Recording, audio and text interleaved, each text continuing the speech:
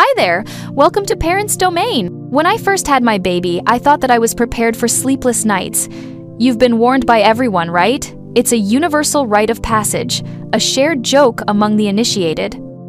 Sleep now while you still can, they say, with a half smile and that haunted thousand-yard stare that I didn't yet understand. I would roll my eyes. A silent act of naivety. I thought I would be tired, sure, but in a manageable, almost romantic way. I pictured myself cradling my newborn in a quiet, moonlit nursery, feeling a profound and gentle exhaustion. I thought I could handle it with a steady supply of strong coffee, a rotation of cute, comfortable pajamas, and the sheer power of my love for this new little person. 3 months later, that romantic image had been shattered into a million pieces. I was nothing but a shell, a walking ghost haunting the halls of my own home. I was exhausted on a cellular level, a depth of tiredness I hadn't known was humanly possible. If you're looking for a safe, welcoming space full of helpful resources and inspiration for parents, we'd love to invite you to visit parentsdomain.com. My nerves were frayed, my emotions scraped raw. I was so brittle that I cried hysterically over a piece of cold toast, the disappointment feeling like a personal and catastrophic failure. I once stood in the post office, a simple form in my hand, and realized with a jolt of panic that I had completely forgotten my own postcode. The numbers had vanished from my brain, replaced by a relentless loop of nursery rhymes and the phantom sound of my baby's cry. My baby, this tiny human whom I loved with a ferocity that physically ached, wouldn't sleep. And because he wouldn't sleep, I couldn't sleep, and the entire fragile architecture of my world was collapsing. When I look back now, from the calmer shores of a future where sleep is no longer a mythical creature, I see that I made some classic textbook sleep mistakes for a first-time mother. I see the fog of anxiety and misinformation I was wading through.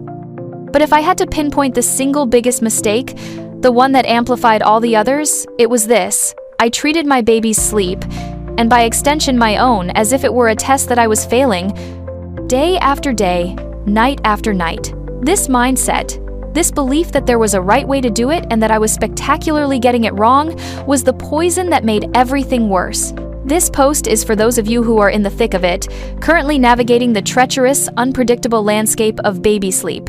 You may recognize some of your own struggles in my mistakes. You might be making some of these mistakes right now, at 3 in the morning, with a screaming baby in your arms and a phone screen lighting up your tear-streaked face. Maybe, just maybe, reading this will help you treat yourself a bit kinder than I did, because you deserve that kindness more than anyone. What I learned from my 7 baby sleep mistakes. 1. I had no idea how baby sleep actually works. I knew nothing. When I became a mother, I stepped into the role with a suitcase full of love and absolutely zero practical knowledge.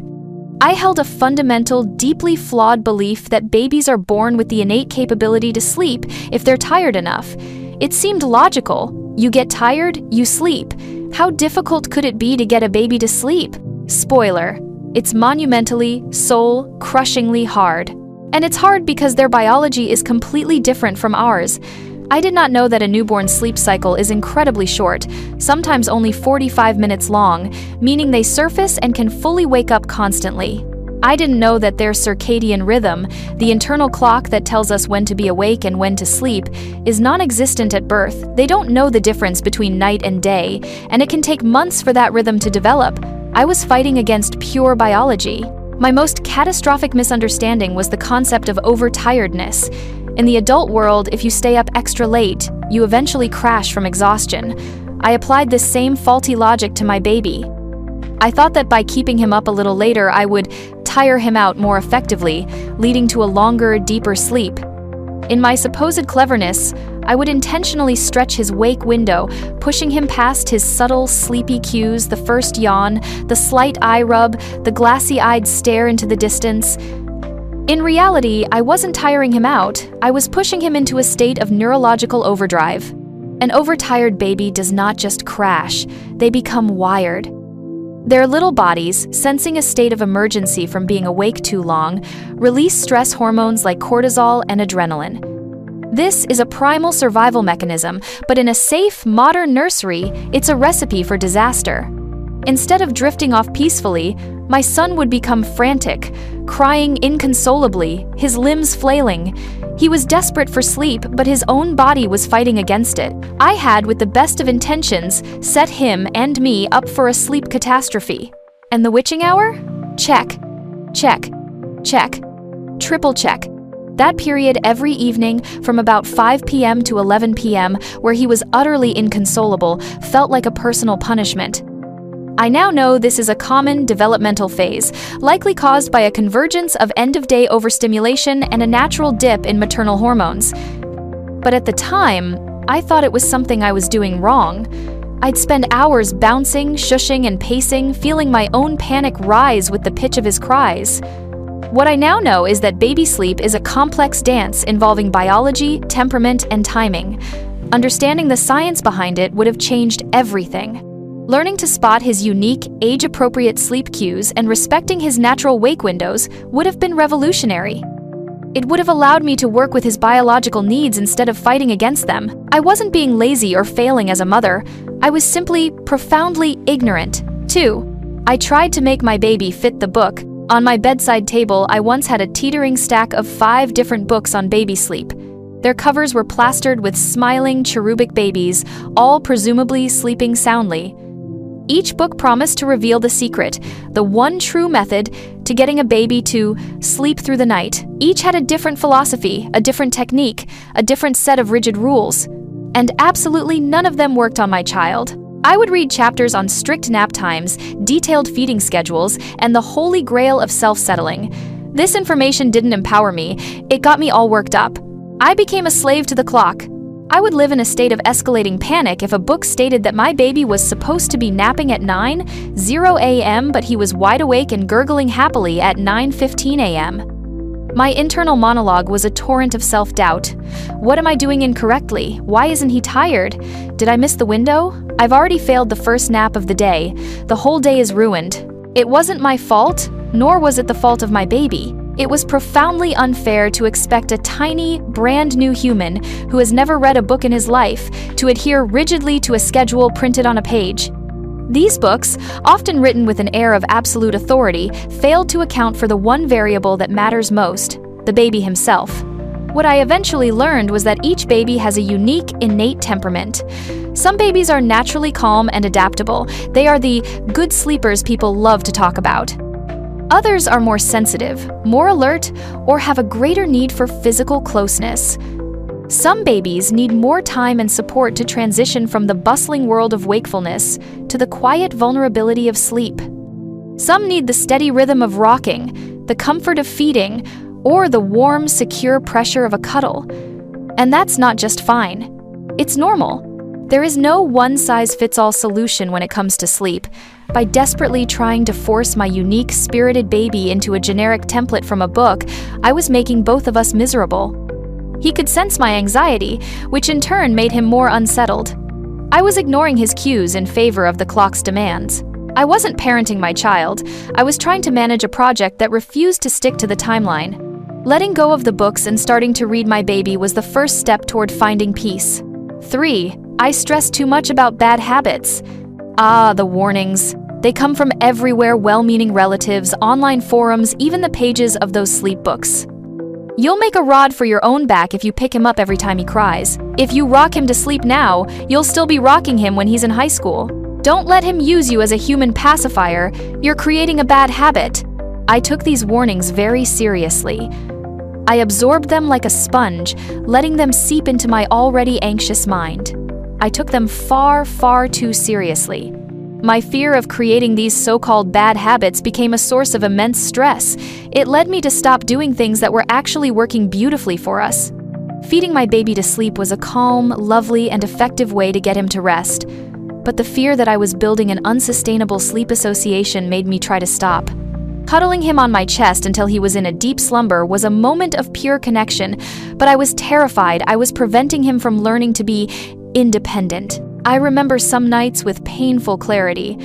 I would follow the advice to the letter, putting him down in his cot, drowsy but awake. Then I would retreat, closing the door behind me, only to stand in the hallway with my hand pressed against my mouth. crying silently as I listened to his confusion turn into distress. I knew in my gut that he wasn't ready. He just needed me. But I thought I had to be strong, to teach him, to train him so that he could acquire this all-important skill of independence.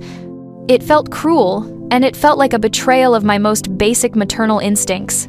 What I didn't realize then is that a 3-month-old baby isn't capable of manipulation or habit formation in the way we adults understand it. Their needs are pure and immediate.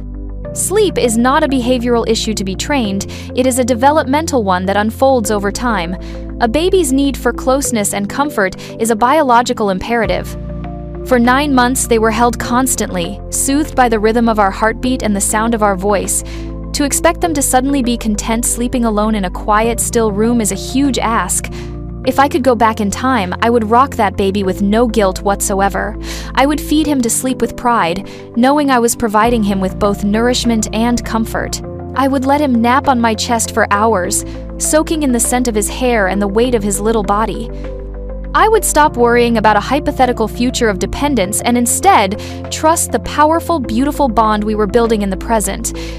Babies don't form bad habits, they form attachments, and helping your baby feel safe, secure, and loved enough to surrender to sleep is not a mistake, it's motherhood.